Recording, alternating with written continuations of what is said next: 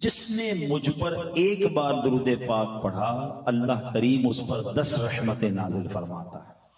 ومن صلی علی عشر صلی اللہ علیہ مئۃ، جس نے مجھ پر 10 بار درود پاک پڑھا اللہ 100 رحمتیں نازل فرماتا ہے. ومن صلی علی مئۃ صلی اللہ علیہ الفا، جس نے 100 بار درود پاک پڑھا اللہ 1000 رحمتیں نازل فرماتا ہے. کوئی ایک کے 10 کا بزنس ہے؟ ایک درود 10 رحمتیں، 10 درود 100 رحمتیں، 100 درود 1000 رحمتیں، پڑھتے جاؤ، ملٹی پلائی بائی 10.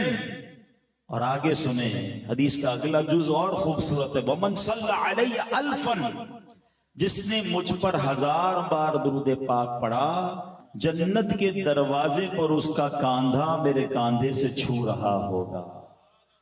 اس سے اچھا کون سا کاروبار ہے؟ اس سے اچھا کون سا وظیفہ؟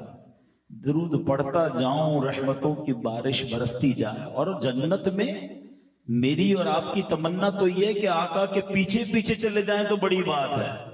آقا فرما رہے ہیں 1000 بار درود پاک پڑھنے والے کو ایسے ساتھ لے کر جاؤں گا کہ اس کا کاندھا میرے کاندھے سے چھو رہا ہوگا. تو پھر درود پاک کثرت سے کیوں نہ پڑھیں؟ آئیے مل کر محبت کے ساتھ با آواز بلند درود پاک پڑھ لیں. صلو علی الحبیب صلی اللہ تعالی علی محمد صلی اللہ علیہ وسلم. آقا کی شان جب بھی بیان کرنی ہوتی ہے، سچی بات یہ ہے کہ وہ مبلغ ہو یا کوئی لکھنے والا ہو، وہ پزلڈ ہو جاتا ہے، وہ حیران ہو جاتا ہے کہ نبی پاک کی شان بیان کیسے کی جائے. اللہ کریم نے اتنے کمالات سے نوازا ہے. Each and every aspect of the life of رسول پاک علیہ السلام از امیزنگ. سبحان اللہ. اللہ نے ہر صفت میں نبی پاک کو ایسا با کمال بنایا ہے.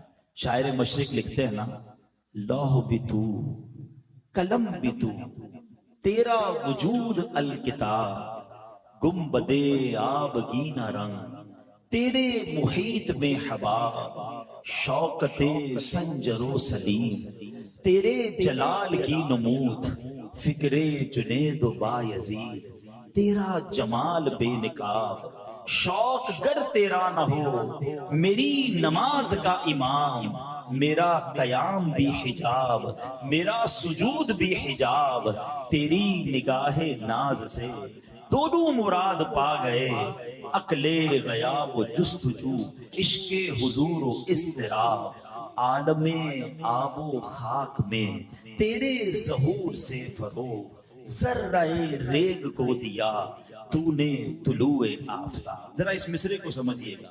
ذرہ ریگ کو دیا تو نے طلوع آفتاب. ذرہ ریگ کیا ہوتا ہے؟ ریگستان میں ایک چھوٹا سا جو ذرہ ہے، ریت کا ذرہ، مگر اس ذرے کو اگر نبی پاک سے نسبت مل جائے اللہ اسے طلوع آفتاب بنا دیتا ہے.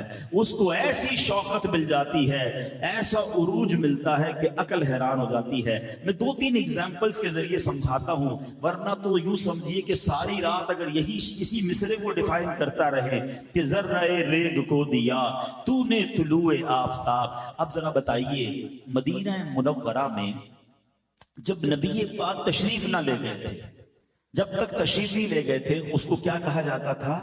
یثرب کہا جاتا تھا. یا what is the meaning of Yathrib?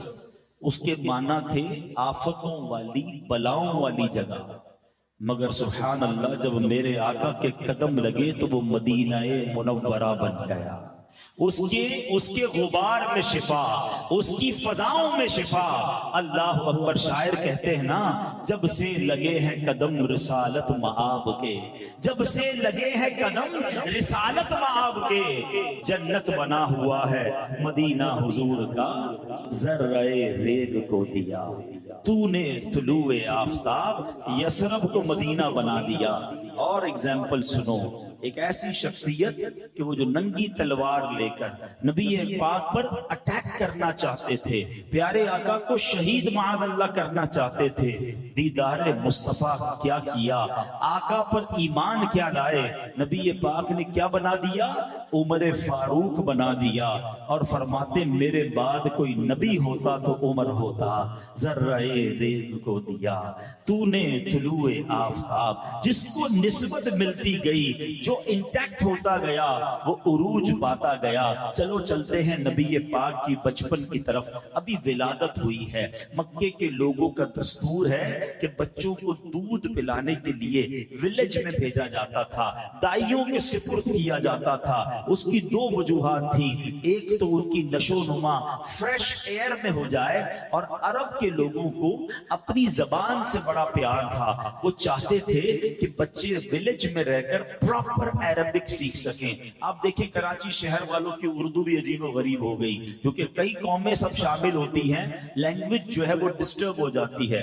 عرب کے لوگ یہ نہیں چاہتے تھے، وہ اپنے بچوں کو گاؤں بھیج دیا کرتے۔ اب میں ایک سوال پوچھنا چاہتا ہوں، آج سے 1450 سال پہلے کم و بیش مکہ پاک میں، عرب کے اس میدان میں کچھ دائیاں آئی تھیں بچوں کو لینے کے لیے۔ مجھے بتاؤ ایک دائی کے سوا کسی اور دائی کا نام آپ کو یاد ہے؟ دنیا میں کوئی نہیں جانتا، مگر ایک دائی کے بھاگ کیسے جاگے۔ وہ کہتی ہے میں گئی مکے میں، سب دائیوں کو بچے مل گئے، مجھے بچہ کیوں نہیں ملا؟ کیونکہ میری جسم میں بڑی کمزوری تھی، اپنے پاس بھی دودھ کم تھا، اپنے بچے کو بھی نہیں پلا پاتی تھی، تو مجھے کسی نے بچہ نہیں دیا۔ مگر میں نے دیکھا ایک بچہ ہے جس کو کوئی لے کے نہیں گیا ہے، اور ریزن یہ تھا کہ اس بچے کے والد دنیا میں نہیں تھے، بچے کا چہرہ بڑا چمک رہا تھا۔ میں نے سوچا خالی ہاتھ جانے سے بہتر ہے میں اس بچے کو لے جاتی ہوں۔ وہ دائی کہتی میں تو کمزور تھی، میری سواری بھی کمزور تھی، مکے آتے آتے میری سواری سب سے پیچھے رہ جاتی، قافلے والے بار بار کمپلین کرتے۔ دائی کا نام کیا تھا؟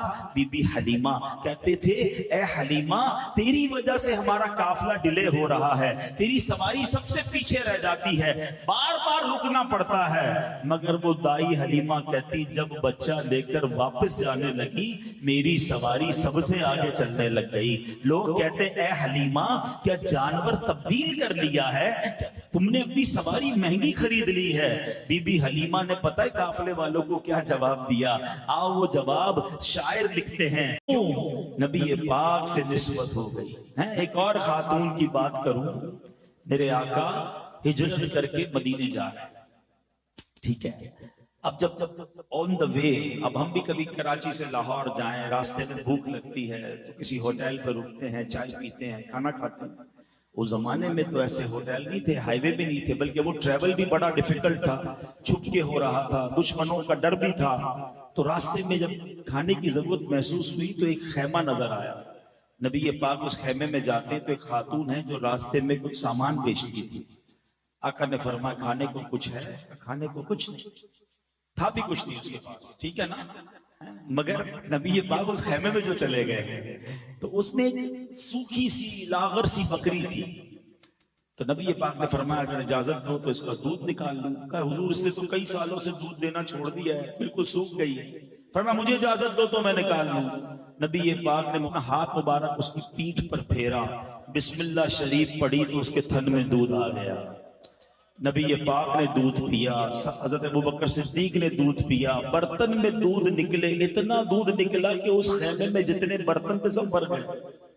اب اس کے شوہر واپس آئے، کہتے ہیں ام معبد یہ ہمارے خیمے کی تقدیر کیسے بدل گئی، بڑا رونق نظر آ رہی ہے۔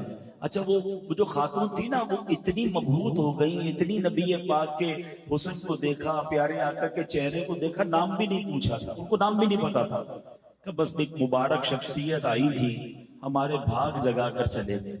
تو انہوں نے کہا بتاؤ تو صحیح کہ ام معبد کو دکھتے کیسے تھے؟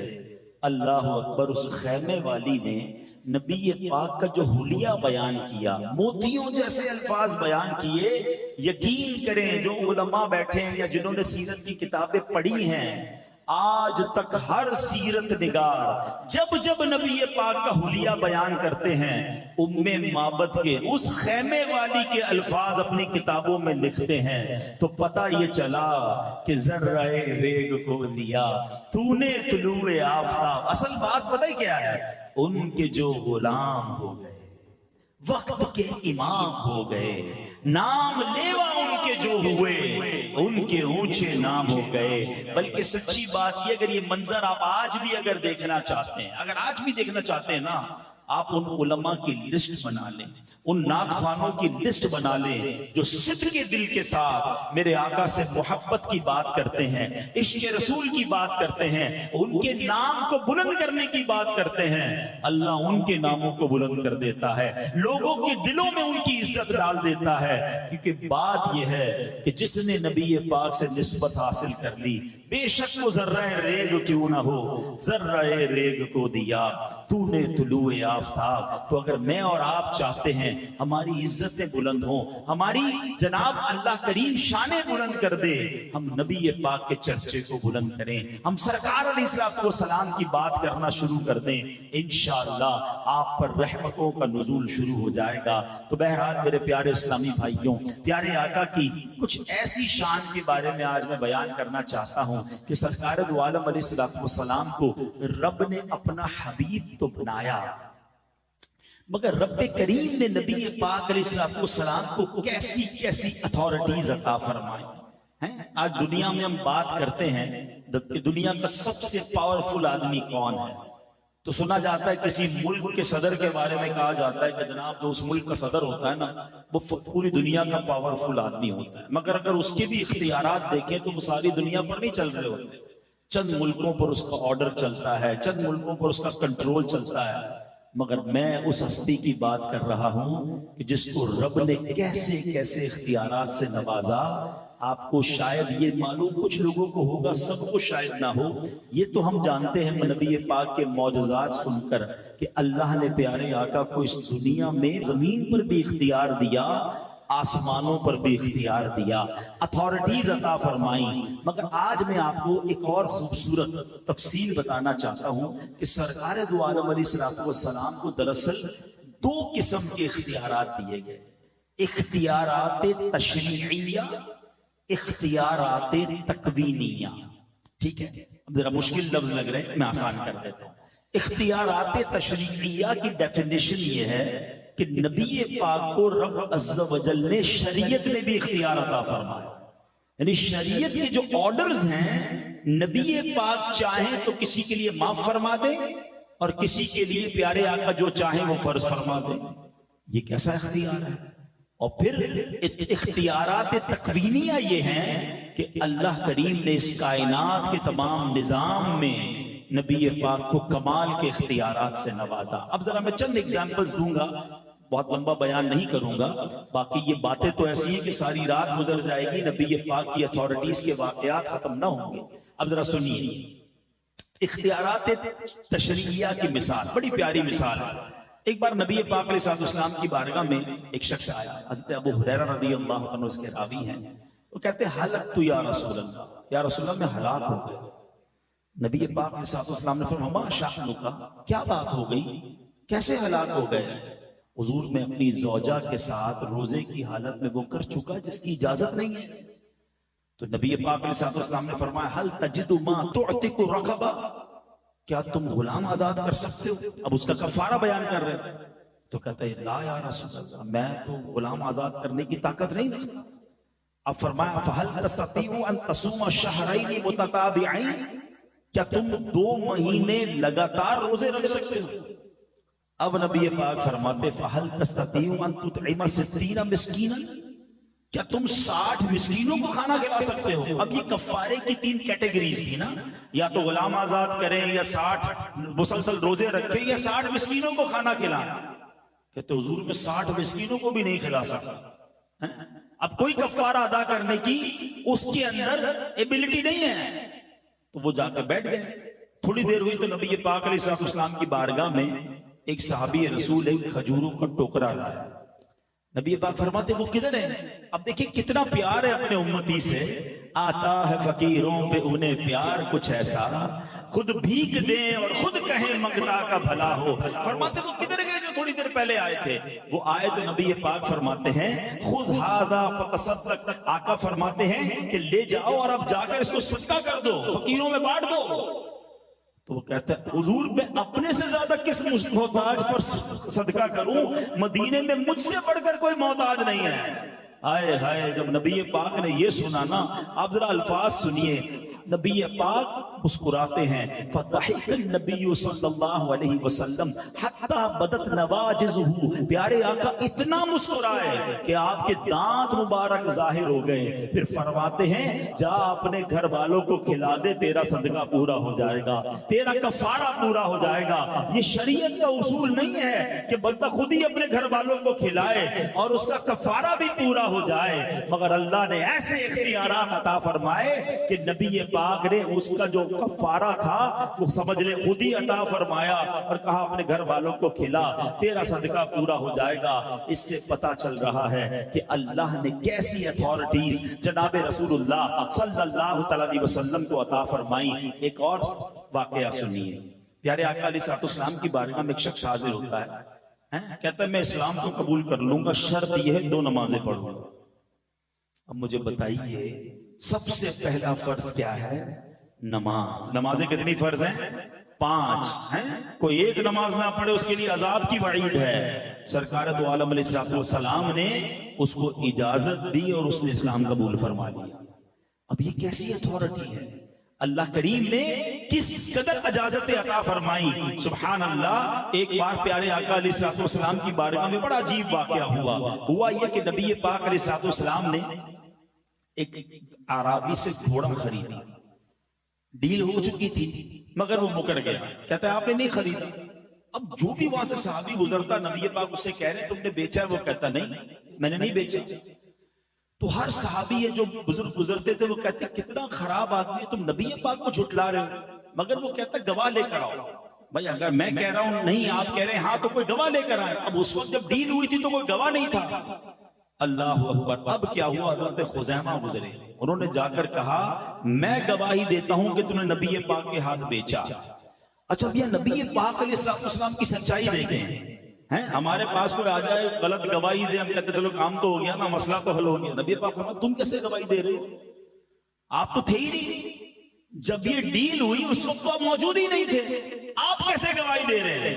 ہائے ہائے، حضرت خزیمہ کا ایمان افروز جواب سنیں۔ وہ کہتے ہیں یا رسول اللہ میں آپ کی گواہی اس لیے دے رہا ہوں کہ آپ کے بتائے ہوئے دین پر ایمان لایا ہوں، آپ کے ذریعے ہی میں نے جانا ہے اللہ ایک ہے۔ حضور آپ آسمان و زمین کی خبریں دیتے ہیں، میں جب اس پر ایمان لایا ہوں تو اگر آپ فرما رہے ہیں کہ گھوڑا آپ نے خریدا ہے، میں کیسے گواہی نہ دوں کہ آپ سچ فرما رہے ہیں؟ اللہ اکبر۔ جب گواہ آ گیا ڈیل تو پوری ہو گئی، مگر نبی پاک کو ان کی ادا ایسی پسند آئی، آقا نے فرمایا آج کے بعد خزیمہ ایک بندے کی گواہی 2 بندوں کے برابر ہو جائے گی۔